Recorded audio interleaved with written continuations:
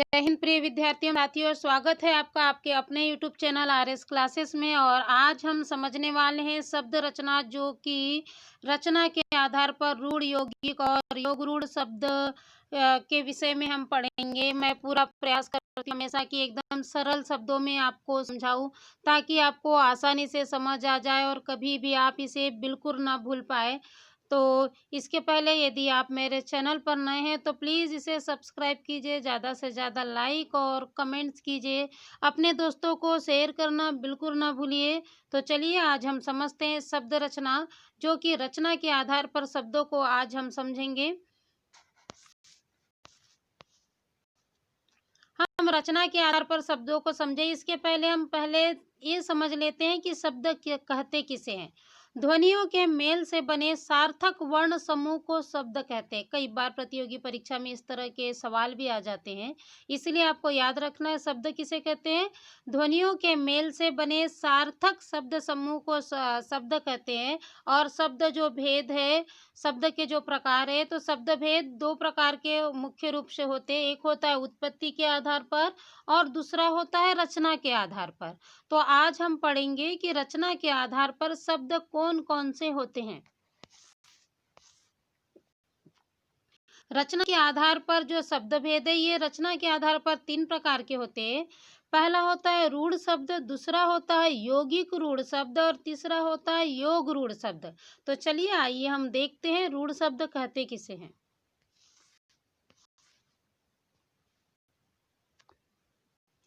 परिभाषा देख लीजिए रूढ़ शब्द की। वे शब्द जिन्हें खंड करने पर कोई अर्थ नहीं निकलता है, उसे रूढ़ शब्द कहते हैं।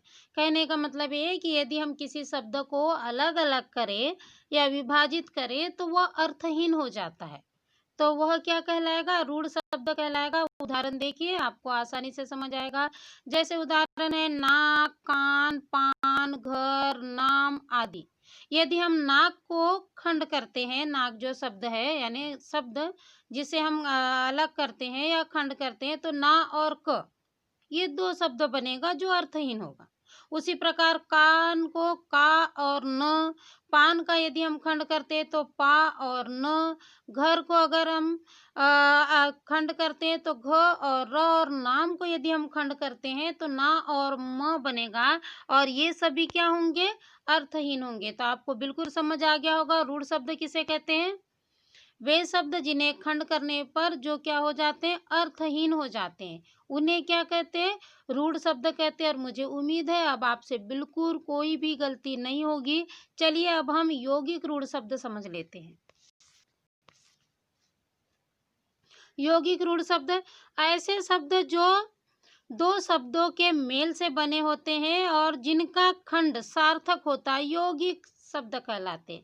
कहने का मतलब ये है कि दो शब्दों से मिले हुए जो शब्द है उसे यौगिक कहते हैं। और जिन्हें हम यदि खंड करते हैं या जिन्हें अलग करते हैं तो दो सार्थक शब्दों के रूप में वो हमारे सामने प्रकट होते हैं, तो उसे क्या कहते हैं, यौगिक शब्द कहते हैं। उदाहरण देख लीजिए, आसानी से समझ आएगा। जैसे रेलगाड़ी, रेलगाड़ी को यदि हम खंड करते हैं तो रेल और गाड़ी दो सार्थक शब्द मिलकर बना है रेलगाड़ी शब्द।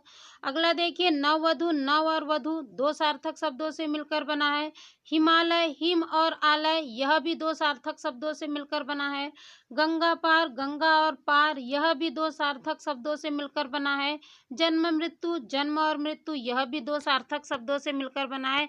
इस तरह आप रूढ़ शब्द और यौगिक जो शब्द है इसे आसानी से समझ गए होंगे। चलिए अब हम योग रूढ़ शब्द को समझते हैं। योग रूढ़ शब्द वे शब्द जो यौगिक होते हैं पर अर्थ के विचार से अपने सामान्य अर्थों को छोड़कर किसी परंपरा से विशेष अर्थ के परिचायक होते हैं, योग रूढ़ शब्द कहलाते।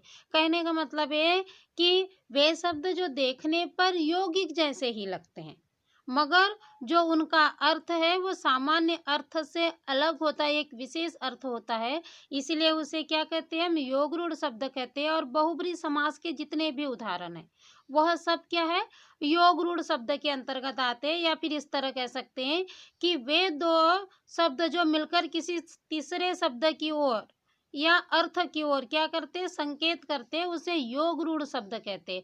आप उदाहरण देखिए, आपको बिल्कुल आसानी से समझ आ जाएगा। उदाहरण है जैसे पंकज। पंकज दो शब्दों से मिलकर बना है, पंक और ज, है ना, जिसका अर्थ है कीचड़ में जन्मा हुआ। लेकिन यह जो है पंक और जो दो शब्दों से मिलकर बना है, जिसका अर्थ कीचड़ में जन्मा हुआ होता है, मगर यदि हम इसका अर्थ देखें तो एक विशेष अर्थ निकलता है इसमें। उसका अर्थ क्या होता है? कमल होता है।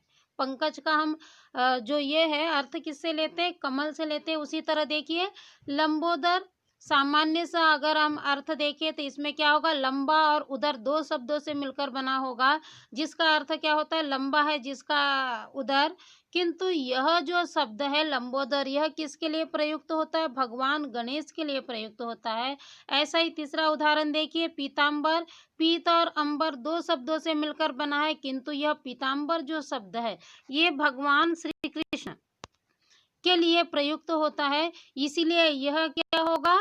योग रूढ़ शब्द का उदाहरण होगा। और मुझे उम्मीद है आपको रूढ़ शब्द, यौगिक शब्द और योग रूढ़ शब्द आसानी से समझ आ गए होंगे। प्रतियोगी परीक्षा के लिए बहुत ही अधिक महत्वपूर्ण है। और यदि आप इतने ऐसे ही अगर याद रख लेते हैं तो बिल्कुल आपसे किसी तरह की कोई भी परेशानी नहीं होगी। एकदम आसानी से आप बेहतर अंक प्राप्त कर लेंगे। और मेरा प्रयास भी यही है कि बिल्कुल सरल और आसान तरीके से मैं आपको समझाऊं, ताकि आप 100% अंक प्राप्त कर सके। तो यदि आपको मेरा ये प्रयास सार्थक लगता है तो प्लीज़ लाइक कीजिए, शेयर करना बिल्कुल ना भूलिए। धन्यवाद।